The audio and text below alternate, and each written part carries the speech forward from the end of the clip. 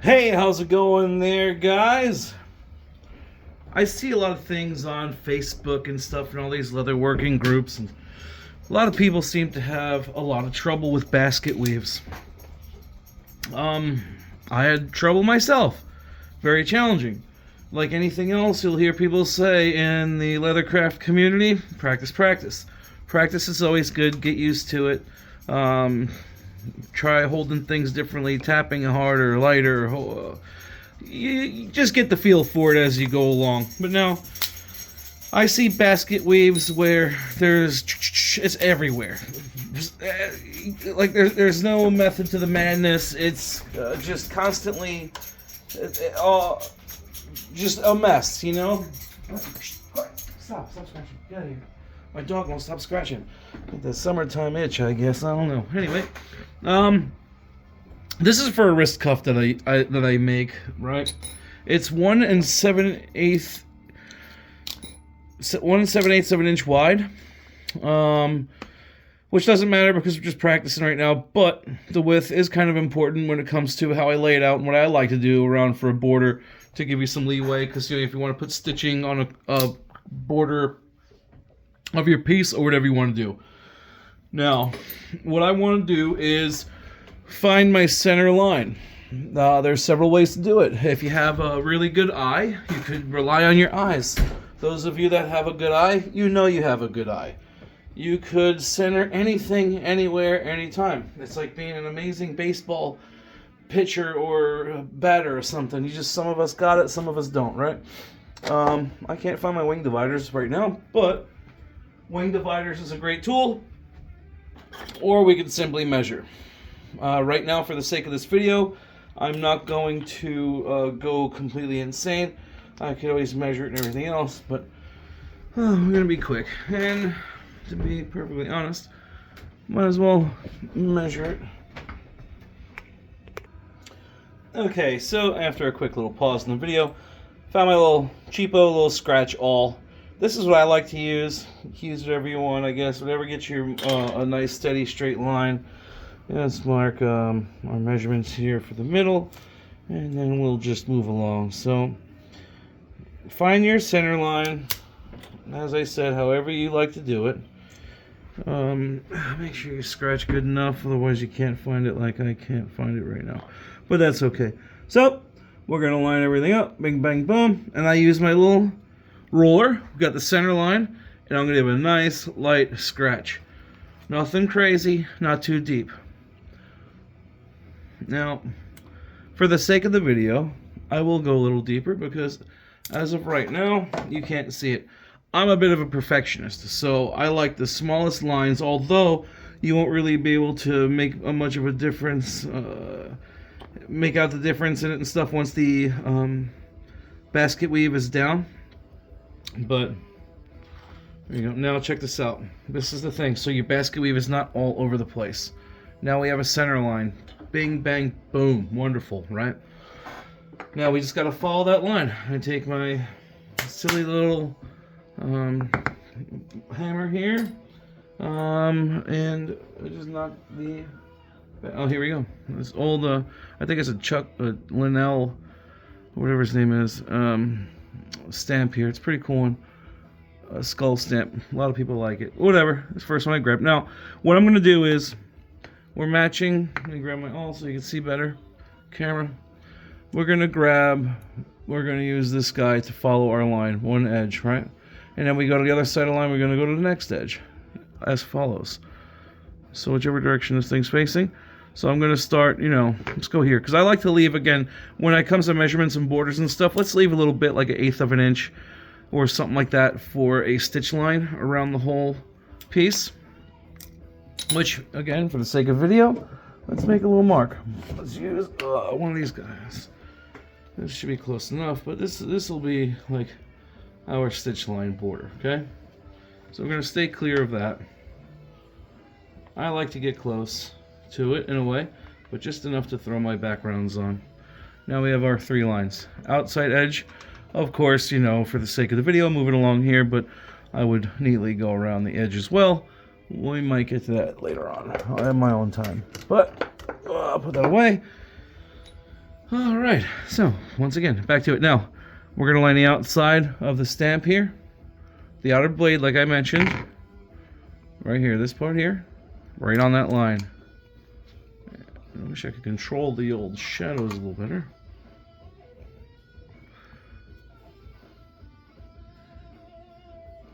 Tap, tap, tap. Give it a nice little punch. See, now we have our stamp right on the line. Now, another problem I see commonly, guys will, or girls, people, will get right on that line on a funky, different position. I don't know where, but let me just bang out a couple right quick. I'll show you how I line it up, if you can see. So we're going all the way to the inside. And then this one. Now we're going back and forth on the line. I'm doing the best I can. See, watch how I angle my... I'm turning the... again, closer. First one here. Second one. I lined it up. I cock it down and I slide the tip of the tool here, the blade piece for the basket weave, slides into this slot here. And I'm going right up to the very edge of that basket weave. You see? If I get it to focus. There we go. Next one. It's right here, right up to that. And then we just continue back and forth down the line. Going from one side of the edge of the basket weave to the other, top and bottom of the basket weave piece. And what I do is go straight up and down. Now once again, we're going to find, oh, see, again, right away. Hurrying up, that's crooked, okay? I'm not too happy about that, but we could get over that. We could fix that. Just for the sake of that, okay, my distance is not all that bad. See, my distance is a little wacky, so I could make up for it and lightly press back. Go over it, but not hammer it, but I'm going to just put a tiny mark of where I wish the original one was. It's okay, because we will get that back to that. And fill in where it looks weird. But hey, happy accidents happen, right? That one looks good. I'm going to butt this one up. Hammer it in. Next one. And just run down the line. Now what happens when your leather is good and wet, a lot of us know, we stretch things out sometimes. So another ideal practice to get used to, I didn't do it here, is we're worried about basket weave and not the entire project. We could go do another video through the entire project. But I'm going to stretch this leather out. It's going to widen up a little bit or get longer. Now, a great thing to do is put some tape back here. You can use blue tape. I like to use packaging tape when I ship my stuff out in. I'll just run a nice piece of tape down the whole back while it's dry, and it locks up the leather to where it won't expand as much. And this is a thicker leather. I believe this is like a 8 or 9 ounce, somewhere in there. I'm not going to break out the calipers now, but just take my word for it. It's not like a 10, 12 ounce or nothing like that. So we're going to keep going down the line. I'm going to try and bang this out, boom, as quickly as I can, just so we can move on to the next part. So now I know I have now whatever project you're working on, if this is a gun holster, a belt, anything, you know, basket weaves are pretty simple because they're straight lines. It's not like a fish scale pattern or something weird where the angles can sometimes really get away from you. But now, I mean, that looks pretty straight. Of course, I've got some crooked hits there, right? Because I'm only human. Not everyone's perfect. And I don't want to do this really perfect right now because not everyone is. So, but I'll show you how. It'll still look pretty dang good once you get moving. Now what I'll do here, we're going to move along. I'll button this up on this side. We're going to fatten it out a little bit. I'm not going to draw any more lines on my piece. One line is good enough. Now if I'm doing like a fender on a saddle or something like that, a big piece, yes, I'm going to check myself every so often and run a new line. You know, when I've got a basket weave that's 10 inches wide or something, of course, I'm not going to rely on my one single line because it can get away from us. We don't want that to happen. So, hang on a couple more this way. Alright, now we're going to rotate back and forth. I zigzag like a checker game, like your what's that move in checkers? I don't know, I haven't played checkers in forever. I typically play chess. You know what I'm talking about. Now, we're going to keep going back and forth. Now, as I move on back and forth, I'm going to run down the line. I'm not going to keep trying to go further out every single time. We're doing one line at a time, all the way down. So there's that crooked one I hit. See, now we got a line, a little double line in here. But this is leathercraft, babe. It happens, you know? And being a perfectionist, stuff like that makes me freak out and lose my mind. Oh, I'm not good enough. I get a lot of customers that tell me they like to see that stuff because they know it was made by hand. I don't get it. I want my stuff to look like a machine made it, but that's me. And I do understand appreciating the value of handmade goods, hence why I make my living from handmade goods. Now, see what I'm doing, just back and forth, zigzagging. Now I'm going back to this line because my marks are here from that line I drew down the center. Now look at that, everything magically lines up. But now before I hit, when I put my stamp down, I'm making sure I like exactly where it looks. If you really want to double check, push a little bit, give it a little pressure, and you can see your faint outline on your next hit to double check. If you don't like where that faint outline lies, change it. You know, because that's going to be the only chance you have. Because going back to fix this and rub out a mistake on this, it's doable, but it's not fun, and it looks like somebody tried to fix something, I think. Okay, now, what I could do is continue on the rest of the path, which I will, because, again, we have our stitch line. Stitch lines here, products here, so we could do, a scallop border or something like that, or be creative with some camouflaging tools, whatever. But what we're going to do right now is continue going down the line. Now we're going to widen it up just one more shot, I think. See, now I'm going to go where I'm not going to start my hit here because I have too much of a variable, because I only have one line to go off of, right? So I could totally send that sucker that way by mistake, and I don't want to do that. Oh, the lighting is awful. I don't do this. I'll be better at YouTube and Facebook videos soon when I get more time. This is just a video that I made on the fly because I'm so tired of seeing people struggling with basket weaves. So anyway, I'm not starting here. I'm going to start here where I have my two lines. This way I know it's straight. It was straight enough. Ooh, that wasn't straight, but that's okay. Something moved on me. I'm going to blame the equipment, not the user. So I will go back this way because I'm pretty good. All right. Boom. Oh, I'm not zigzagging like I practice what you preach, buddy. Sorry, I got carried away. I'm worried about the lighting on this video, which is god awful. But here we go. This is how I like to keep my basket weaves straight. Again, this is not perfect. This is not museum quality right now. This is some scrap leather for a dang near scrap video, right? So, it's just a basic tutorial. I would like to do another one with more thought instead of, on a whim.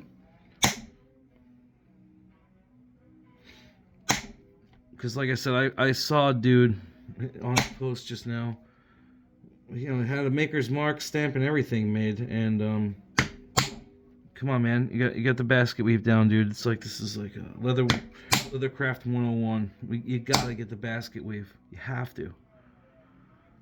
Don't worry about using your swivel blade and all that, swivel knife, whatever. You'll get there. We're all beginners. We're all beginners until we die. We learn every day, right? So, again, whatever, not worry about that. Now, look, check it out. I still have some room on the very edge. Now, can I continue and go to my border? Yeah, sure. I could probably squeeze it in. Technically, on this particular measurement, Jesus, lighting is awful. All right.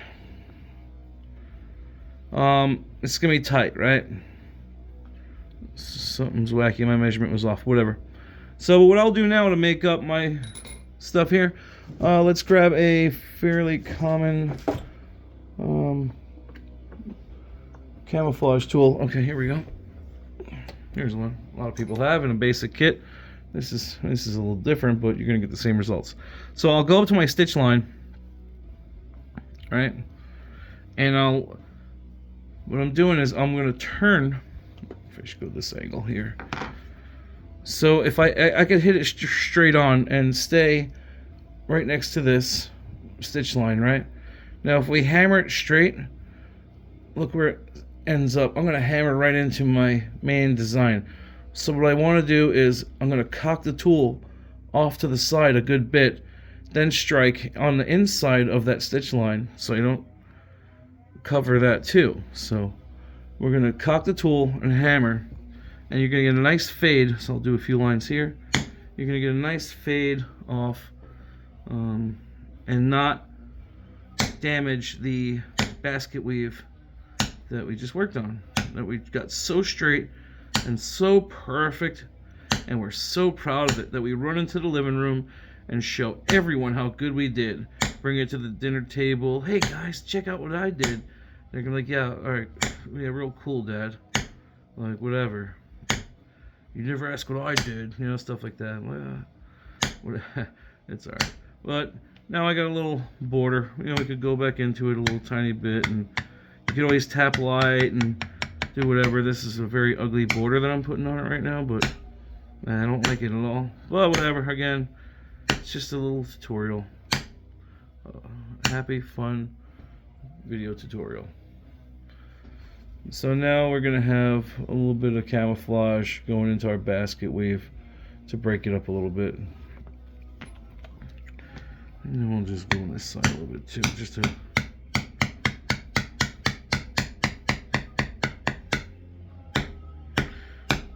A lot of times with this particular camouflage tool, I like to try and spin it a little bit back and forth to break up my pattern that you're going to see. I'm not really cramming it either.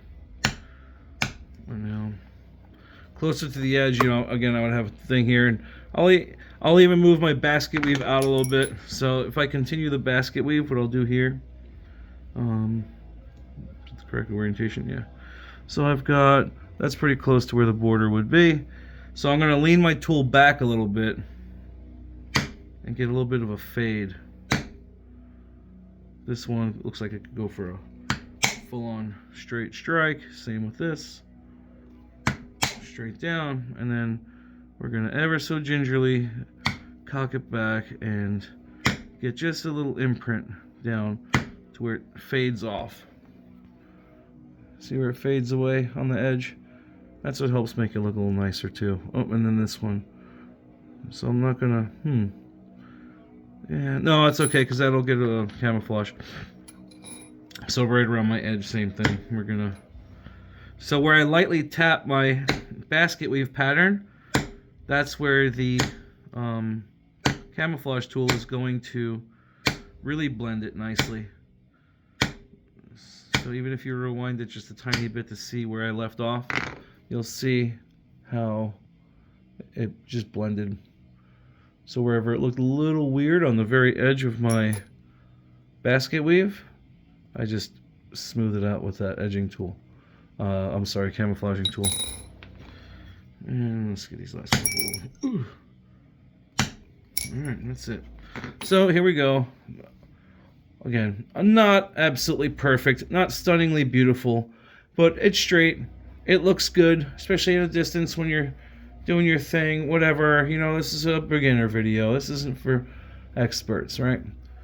It's just something to help improve the community with getting straighter lines. Again, as a quick review, we're going to find our center line or whatever line we're using, and let's get that straight run going first. So if I put my ruler back down, you know, boom, that's our straight run. Other side of that line, boom, straight run. You know what I mean? It helps so much, because I've seen them do like S turns, and you're like, no way, dude, how did you go so crooked? There's other basket weave, what do you call it, designs as well. We're all fully aware of. And again, I see people strike them differently. Let's use here just a little scrap piece. We'll do another quick one. This is another fairly common basket weave, right? So first things first, I'm going to get my scratch awl. That's with an AWL. Oh my god, this desk is a mess. Again, impromptu video. I'm in the middle of like 9 projects at once. Oh, here's that. Cheese Louise, Papa Cheese. Here, whatever. We're not using the scratch awl, we're using this. Just straight line. Boom, straight line. Got it. Simple basket weave. This is a rope basket weave. So I see people do this too. They get their first one going. Oh, now what do they do? Oh, they will, instead of going to the next one, like, boy, that's a thin piece of leather. It's like a 2 ounce. Shouldn't really be hammering this. Let me zoom in a little bit. Okay, now this should be much more better. Oy, oy. All right. Now, my next strike will be up here, right? So we're gonna use the lines. Actually, it's gonna be down here, but you can't see it because I have got the way the camera is and stuff. Let me bang one out here. Now, I see people, they do this. Instead of starting the next shot here at the legs of the basket weave, they'll do it here. And God, this is awful looking. And then they just, I don't know what they do, but you'll see this sort of number all the time. And they get carried away, and then like, oh no, what do I do? Let's respace it back out. And then they get back to where they started a little bit. But try to avoid that. Try to avoid this mess, okay? No one wants to look at that. No one's interested. It looks like amateur work. That's how you make things incredibly crooked. You know, don't butt them up. They don't go right next to each other at all. This is just a weird pattern. This is a basket weave from here to here. So you always want to match up the legs, okay? I don't know if they're called legs. That's what I'm calling them. So your next strike will start right on the inside here, okay? And then the next one for that straight line.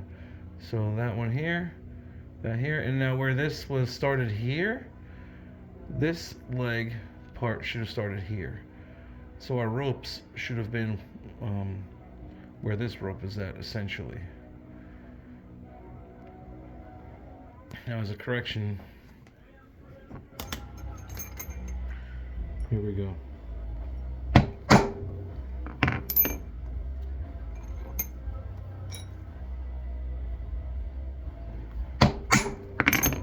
You see what I mean? That's more of a basket weave because now our pattern is equal. Then we have equal distance there, equal distance here. And that's it. 23-minute video. It should have been like a 2-minute video. Sorry guys, I'll do better next time. Love you, bye.